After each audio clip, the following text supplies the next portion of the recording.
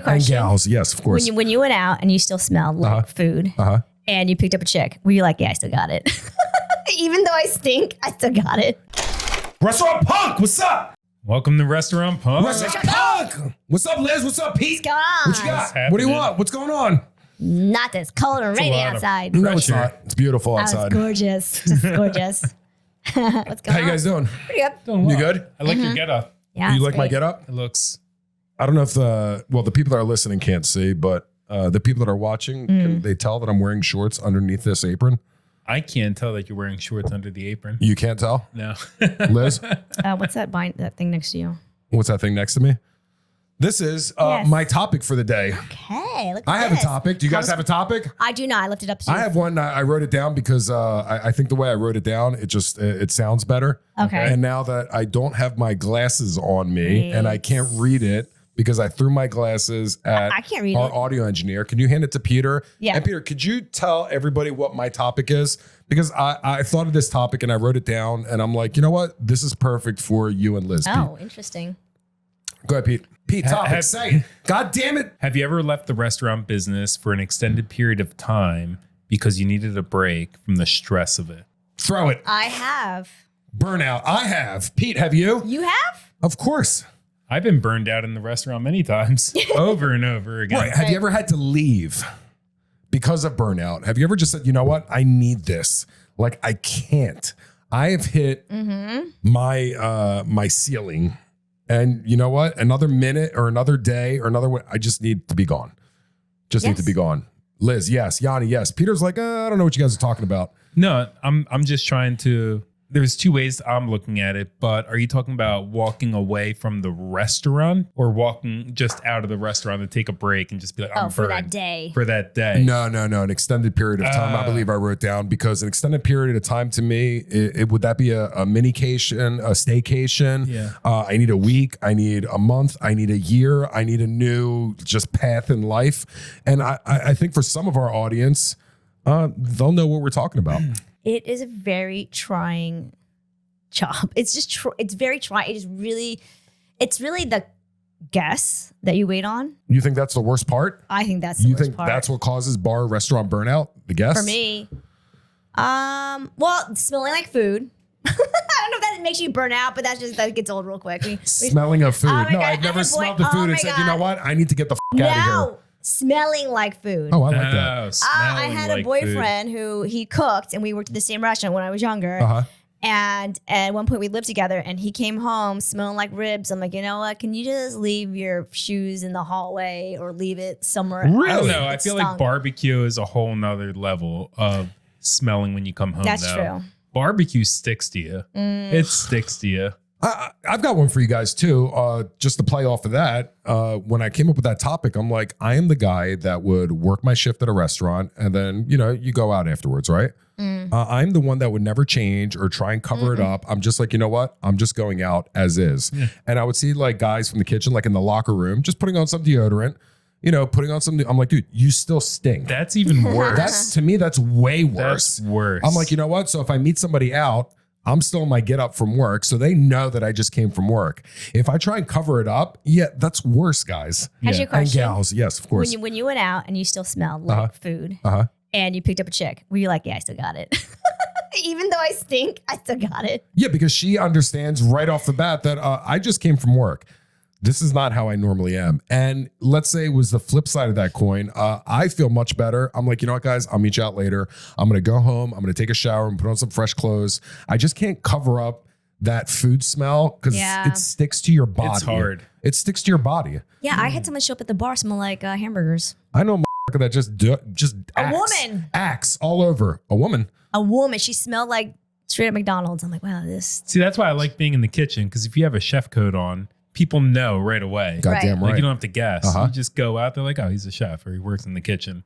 Right. He's safe. He's cool. He smells like hamburger. He should smell like burgers right now. So an example of you walking away from the bar or restaurant, just saying, you know what, I just need some time. You don't think and not because something came up like a death in the family or, you know what I mean? Something emotional in your personal life, just because of where you're working as is. I have one. It was in Philadelphia. I was a general manager, and I just, at one point in the middle of the lunch rush, I was managing, and I just popped. And you know what I did, guys? I just walked right the out. Like you quit? Not really. But technically I did. And I remember walking out of the door and just taking a breath of fresh air, and I felt like $1 million already. And I'm like, you know what? No, this is not how it's supposed to be. It's not supposed to be like this. And I just remember walking down the streets of Philly, and I was like, I just walked. And I was so happy. And it wasn't the stress of the work. For you, you said it was the guests. For me, it was the people that I was working with. See, that's different when you're in management and you have to deal with people who not all of them are on the same page or even care that much about you or about the restaurant. They really don't. They just care about making their money.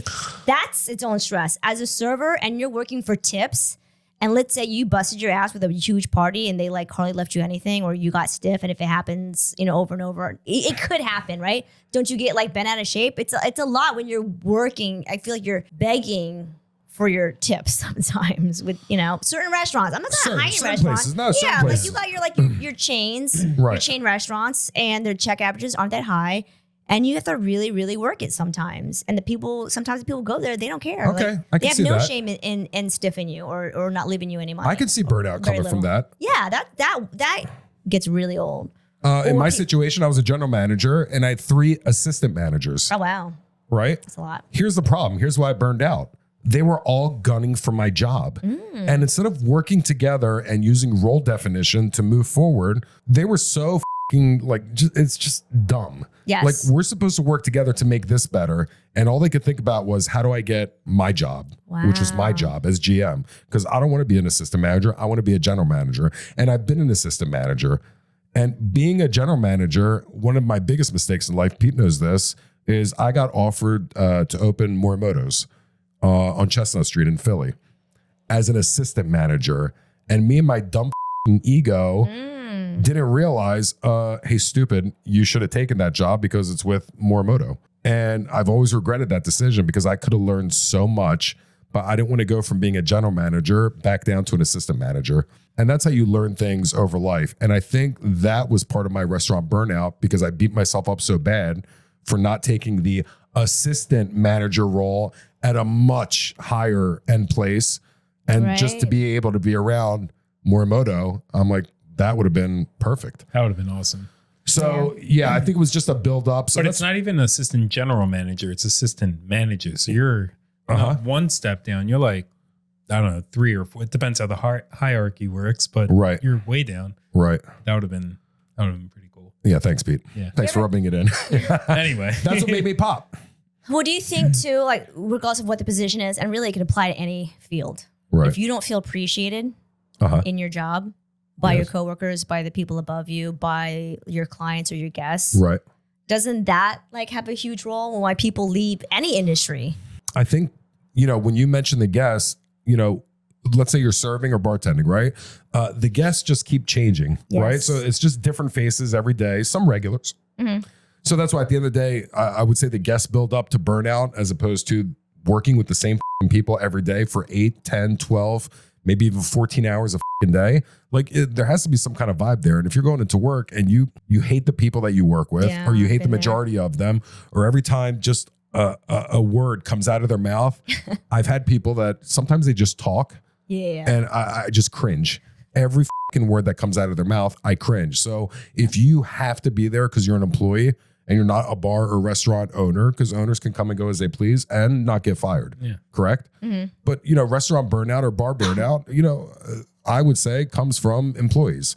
Liz, you says it comes from guests, the majority. Yeah, but it could also come to, the employees. And then what if you're in an environment like, they're greedy. Let's say you're all working for tips. Right. And let's say you don't pull tips. Let's say it's a scenario where, greed just factors in it and it just ruins the vibe, the entire venue because everyone's so greedy. Like, that's something that's hard to be around. Like, I work with a lot of servers and I told them, sometimes I just have to work on the bar because you guys are so annoying and all you do is fight. And I work the bar instead of service bar just to get away from you guys. Well, I wanted to do this topic with the 3 of us because I feel like I'm front of the house based. My specialty, serving. Liz, specialty is bar. Pete's specialty is kitchen. Pete's not saying a word. Well, I was going to agree with Liz It's the other staff.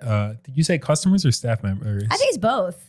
More so. She leaned towards guests. I learned towards employees. Then But 'cause employees. you're a kitchen guy and you're not saying much it's because you know what? employees. That's why you should work in the kitchen, right? Because you don't have to talk to guests, right? There's less employees, I want to say, in the kitchen, and you're f***ing busy. So everybody's like doing their station. Even when you're serving or bartending, you kind of have to work with each other. Right? In the kitchen, you have to work with each other, but I think there's just less talking. But the and it's burnout can happen. It's more what? It's more male dominated. So the kitchen burnout comes from, and look, I've probably been a cause of kitchen burnout in my very beginning stages of working in Philly when I worked at one of the Perrier restaurants. And I was a new kid on the block and I didn't know shit when it came down to that kitchen. And I wasn't keeping up. Right. I didn't know how to keep up. I haven't learned that yet. And maybe I caused some friction there. Nobody told me I did, but now knowing what I know, I'm sure I did. But after being there for 2-3 years and I saw the kids that they were bringing in at that point, I was so pissed at them because they would mess up the whole line. When you have 300 covers on the books and the saute guy's like, I'm still 14 minutes behind on this and we're not allowed to give out anything on the whole entire line until they're done. It just backs up everything. And you get so frustrated at these people. And it happens once. Okay. If it's a reoccurring theme, that's just not good. And it just affects everybody. So, and that's the most I could say that, like, I've walked off the line before just to take a break, but I knew it was covered at that point. I've never walked out to, throw a wrench into everything. Have you ever requested time off because you just burned out? No, but I fantasize about it. I'm like, oh, wouldn't it be nice? Because I work for tips, so I never take off. But I sit there in my mind, I'm like, I just want to get away from you people. But now I'm rethinking my answer, right? Because as a whole, I don't have issues with guests. It's the guests that are so oblivious to how rude they are and how they're treating people that they think it's right. Those guests, for the most part, that's a small minority. Like, it's not a huge amount. As far as like employees, other people you have to work with, I've had moments where I had to leave the bar.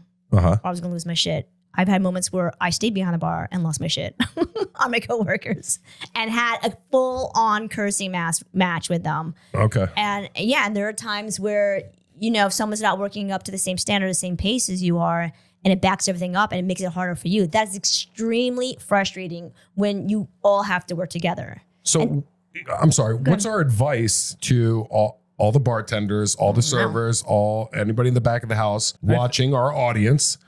How do we help them prevent any kind of burnout? Is every case separate, similar? Because I think we have some different answers. Well, I feel like with my case, it kind of goes to what you said. We're working together.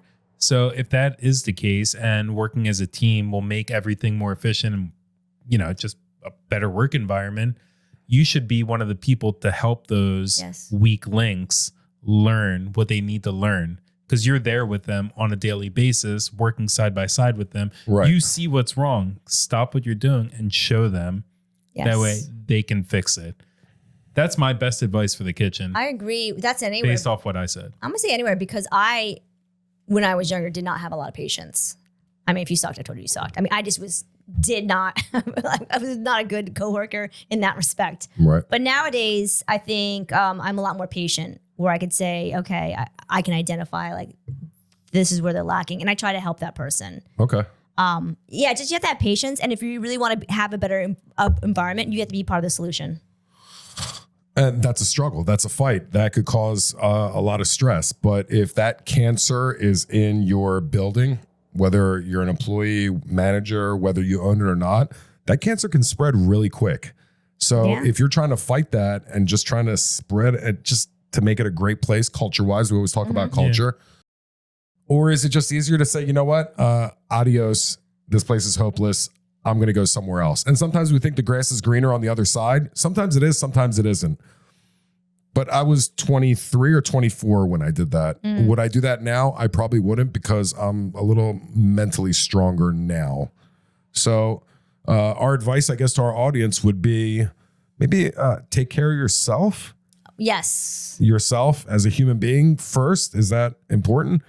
Yes, because you know what? A lot of issues that arise, it's outside of you and you can't control other people. So just worry about what you need to worry about. Sometimes you have to tune it out because you cannot control what they do or don't do. What do we tell our audience if you work in a bar or restaurant and there's just one person there out of the 20, just one that really gets under your skin?